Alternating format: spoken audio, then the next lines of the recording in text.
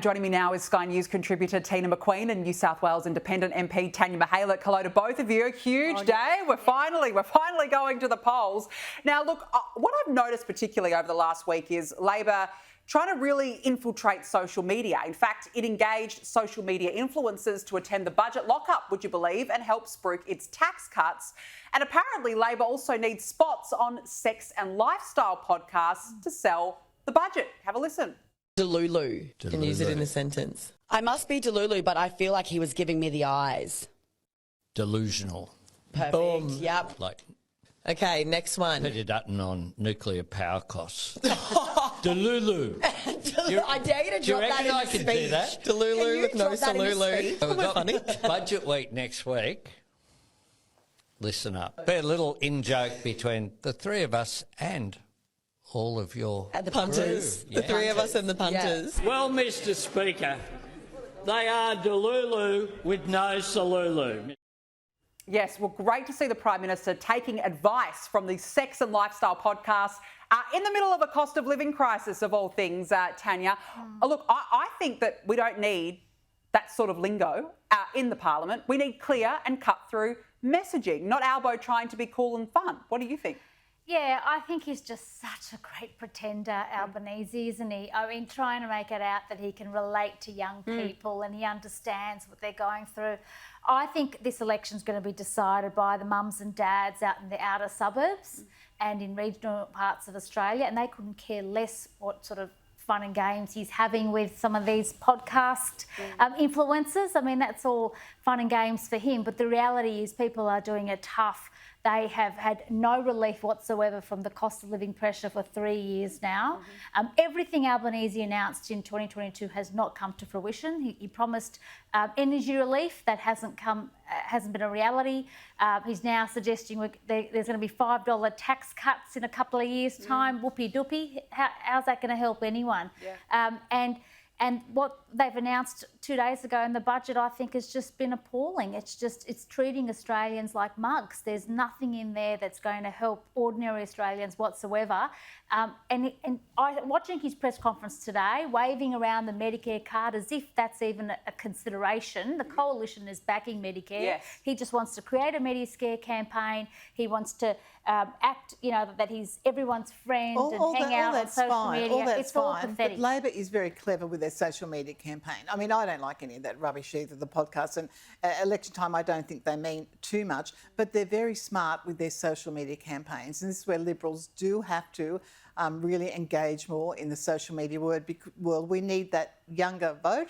And that we need to aim through that. So, But I just wonder who Labor is trying to target here. Oh, look, they're This just sort of young messaging. women, What I think. demographic? What Yeah. demographic Young are they women. trying to when they go Delulu, whatever, Salulu, whatever he was saying? young there. women and just generally cool. He Yeah. wants to be cool. I mean, I think it just makes me sick. I distraction. can't. I agree. I just think it's a distraction, It's a Tina, to be distraction. quite honest, that he's taking advice from. But this they're covering podcast. every aspect where they can place adverts and try and win a vote over. They're super cool at this. They're very good at it, and I think we're going to lift up our game. Liberals will do that in the social media. All right, well, stay tuned for that. And look, I want to speak more actually about ads because the major parties have released their early campaign ads. The coalition's message is let's get Australia back on track. Have a look. We live in the best country in the world.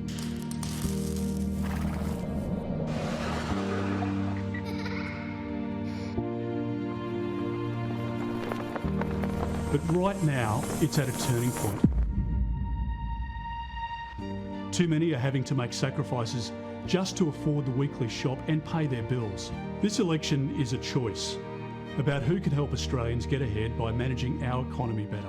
In the last 2 years under Labor, Australia has had the biggest fall in living standards in the developed world. Australia can't afford to continue on its current path. Let's get our country back on track so you can get ahead. And Labor is focusing on turning a corner. Over the last 3 years, we've faced a lot of challenges and we've achieved a lot together.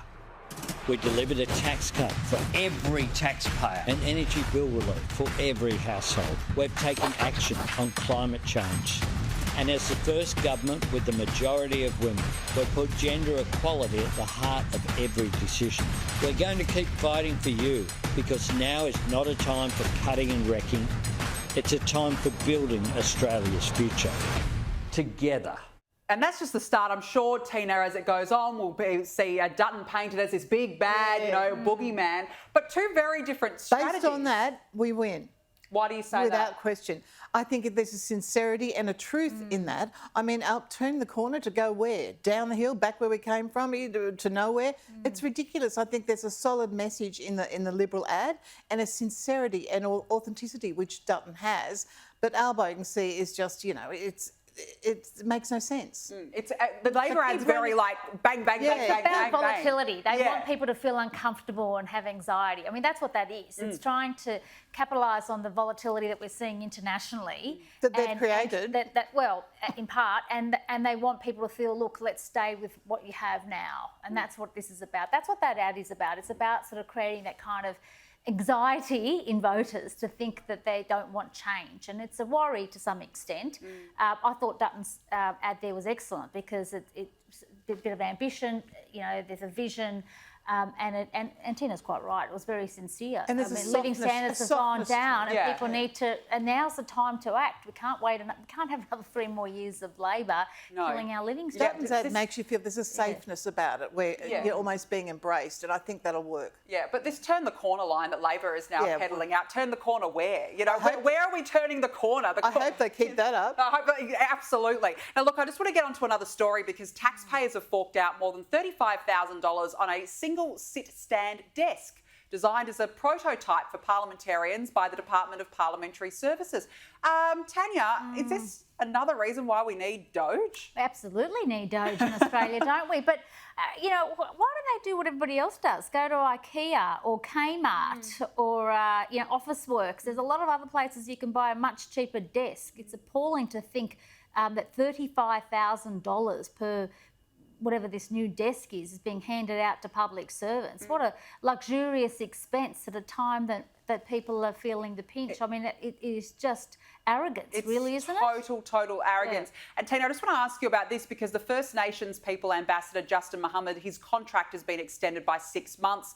He'll receive more than $189,000 for strategic planning consultation services, and that brings his total pay to $948,000 since he was appointed by the Albanese government. Do we need a First Nations ambassador? No, we don't. It's absolutely disgraceful. And if it was truly a First Nations ambassador, he'd say, no, I don't want that money. Put it in remote areas where it's needed. I'll forego the salary. It's wonderful that I'm an ambassador and I have that prestige, but I'll forego the salary and give it to those in need in my community. I mean, it makes me sick. And good on Dutton for saying he'd extinguish that role altogether. Oh, absolutely. Good. I'm glad he's putting a razor to all these roles that are costing us as taxpayers money, and they're absolutely hopeless positions. And can bet your bottom dollar it won't just be, if Albo wins, it won't just be a 6 months extension of that contract. It'll be several years. Totally. Absolutely. Well, look, unfortunately, we've run out of time on what is a very busy day, but it's an exciting day. This is what we love. We love this sort of politics, don't we? It's on. It's game on. Tina McQueen, Tanya Mihalich will be doing it all campaign long. Thank you so much for joining me on the show this evening.